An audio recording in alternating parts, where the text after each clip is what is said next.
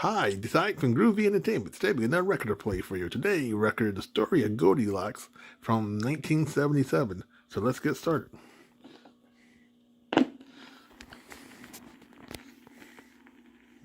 Once upon a time, in a little pink house near the edge of a forest, lived a pretty little girl named Goldilocks. Her mother and father called her Goldilocks because she had beautiful golden hair, which hung in long golden curls about her forehead.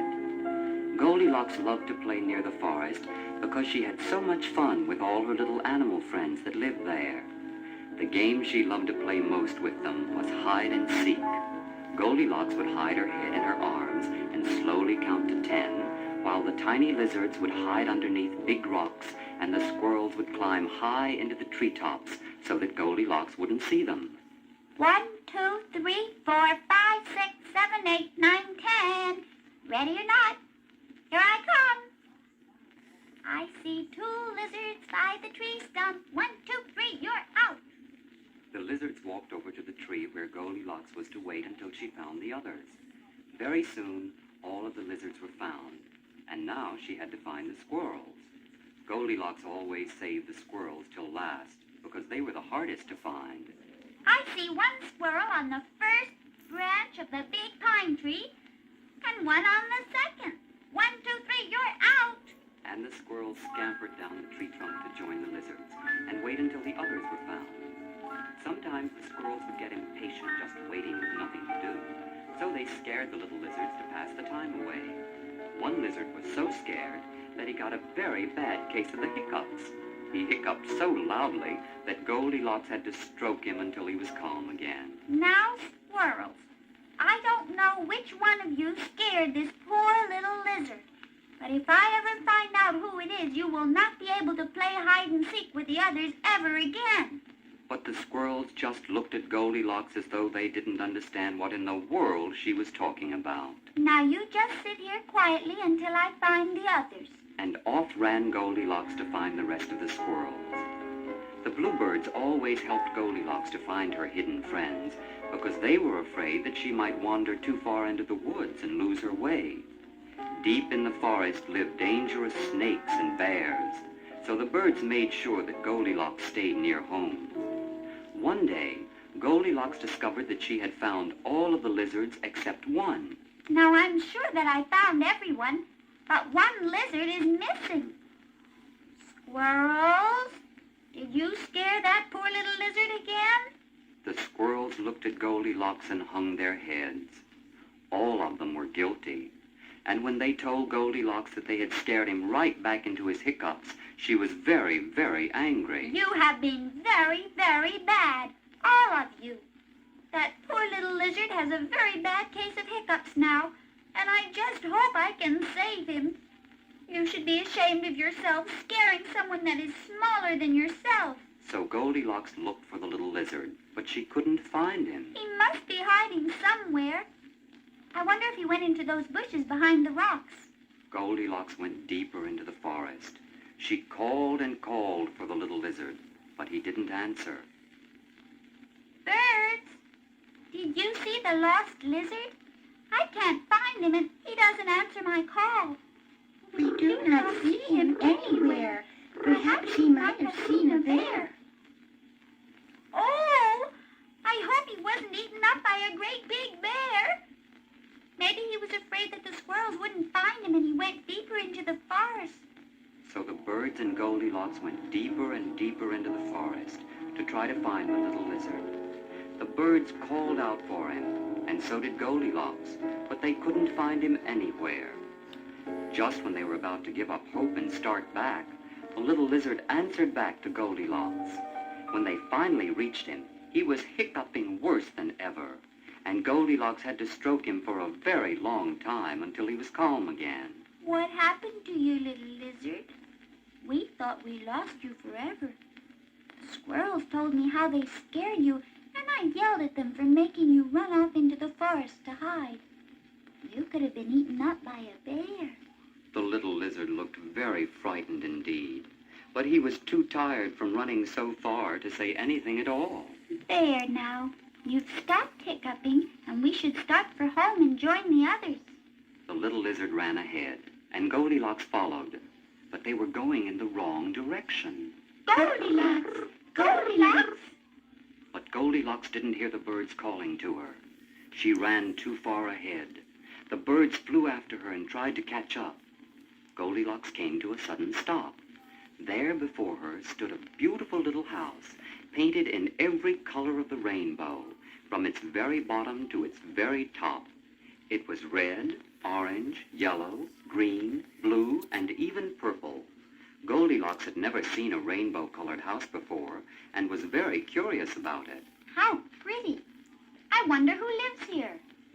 Goldilocks, you should go home. The forest is no place to roam. Oh, please, birds, not yet. I've never seen such a beautiful house before, and I want to see who lives here. I promise I won't be long.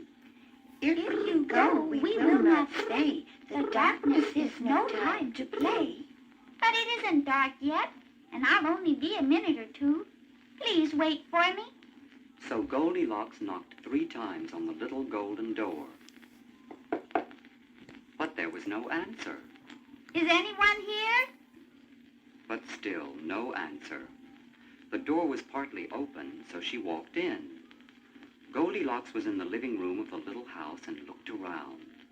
The room was a bright orange and filled with lots of roses everywhere. Oh, I love roses. How pretty. Goldilocks went around and sniffed every rose because it smelled so good that she just couldn't help doing so. When she was finished looking about in that room, she went into the kitchen. There, high on the shelves, were jars and jars of honey. That honey looks so good. I wish I could reach those jars. I would eat all the honey right up. What do I smell? Is it chicken noodle soup? No. It smells more like porridge. Yes, that's what it is. So Goldilocks followed her nose and the smell into the dining room. In the middle of the room stood a big brown table, and on the table were 3 bowls of porridge. There were 3 chairs beside the table. One was a papa-sized chair, one was a mama-sized chair, and one was a baby-sized chair. Goldilocks looked at the largest chair and decided that she would try that one first. Ouch! This chair is much too big and much too hard. I can't even reach the table because the seat is so low. I think I will try the little chair. That looks like it would be my size. But when Goldilocks sat in the tiny chair, which was much too small and much too light, it shattered into many pieces and scattered all over the floor. Oh, now what have I done? I hope whoever lives here won't be too angry with me. Goldilocks was frightened and wanted to run from the house. But the porridge looked so delicious and she was so hungry that she sat down on the mama-sized chair, which was just right, and took a spoonful of porridge from the great big bowl. This porridge is much too hot. I almost burned my mouth. Then she took a spoonful out of the tiny bowl. This porridge is too cold. It doesn't taste very good. Then she took a spoonful out of the medium-sized bowl. This porridge is just right. So she ate it all up. Oh, I'm so sleepy. I wonder if there's a bed that I can lie down on to take a nap for a while. It isn't dark yet, and I will feel much better after I've rested a bit. If you wish to find a place to rest, I may be a useful guide. If you'll allow me to suggest a very strange and silly ride. Who said that? Goldilocks jumped up out of the seat and looked around the room, but she didn't see anyone. I didn't think you'd be afraid.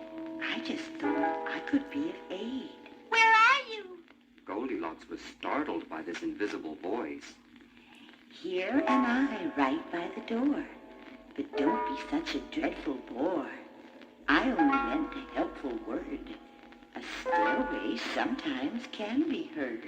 Goldilocks walked over to the talking staircase, not quite believing what she heard. Where would your steps take me? Well, you asked where you might sleep a bit. So come and take this little trip. My stairway ends upon a floor where you will find a tiny door. Just turn the knob and you will see a table lamp and beds for 3. So Goldilocks stepped onto the magic staircase, and it carried her to its very top. Thank you. That was a very nice ride.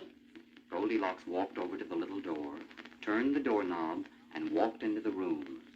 The 3 beds were of different sizes, and the largest bed looked most inviting. So she decided to try that one. This bed is too big. So Goldilocks tried the teeny-weeny bed. This bed is much too small. So then Goldilocks tried the middle-sized bed. This bed is just right. And she lay down and fell asleep.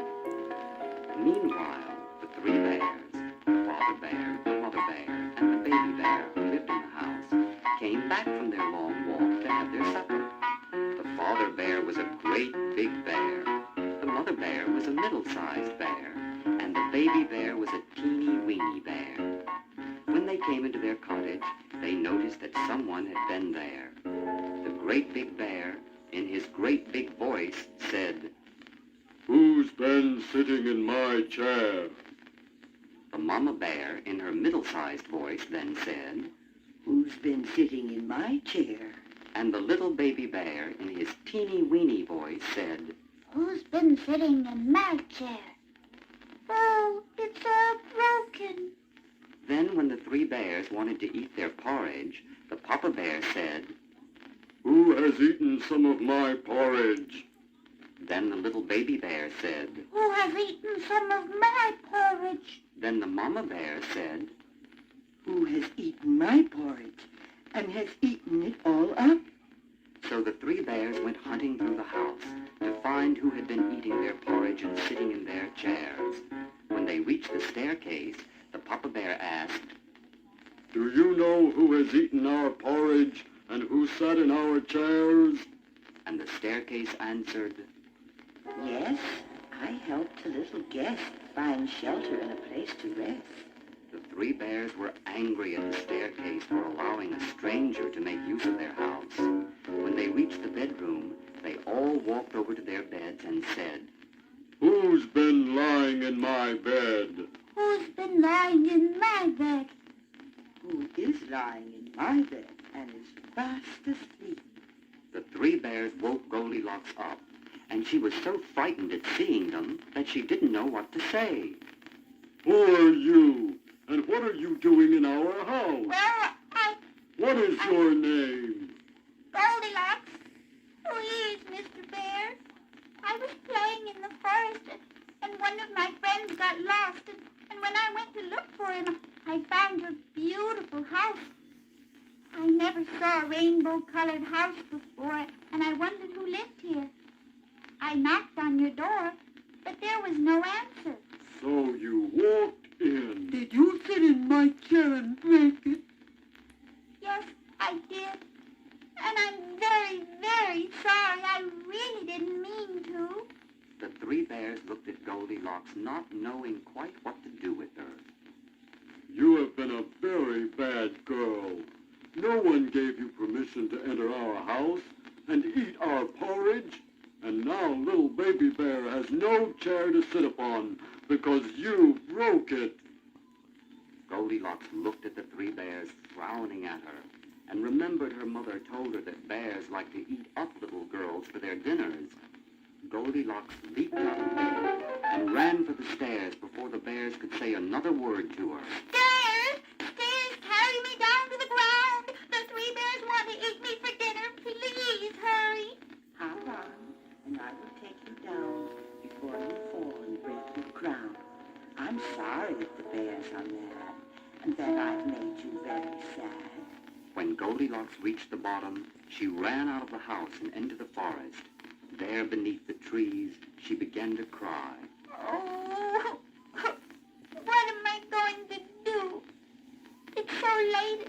It's so dark. I shall never find my way home. I didn't mean to stay so long, and I didn't realize the time. The birds didn't wait for me, and now I will have to spend the night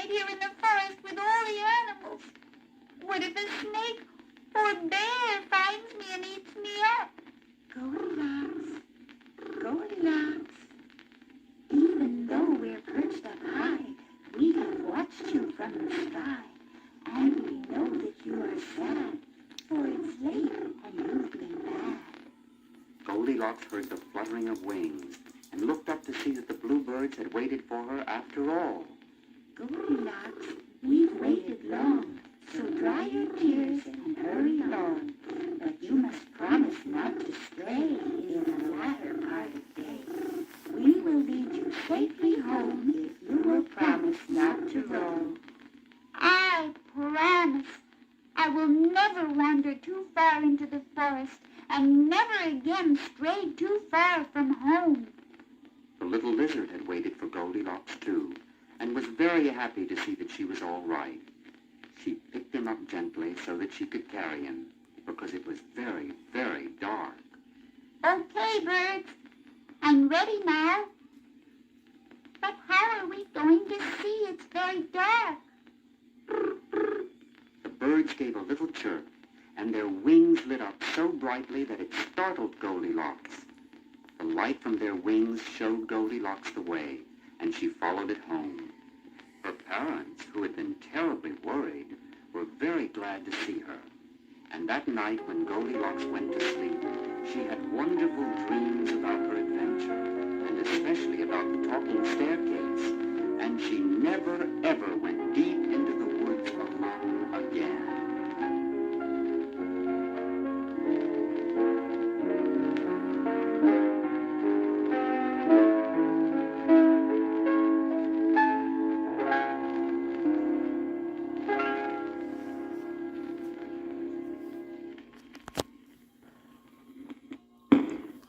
So, that was the story of Goldilocks for 1977. So if you like, subscribe, share, and comment, and have a groovy day when another video come out real soon.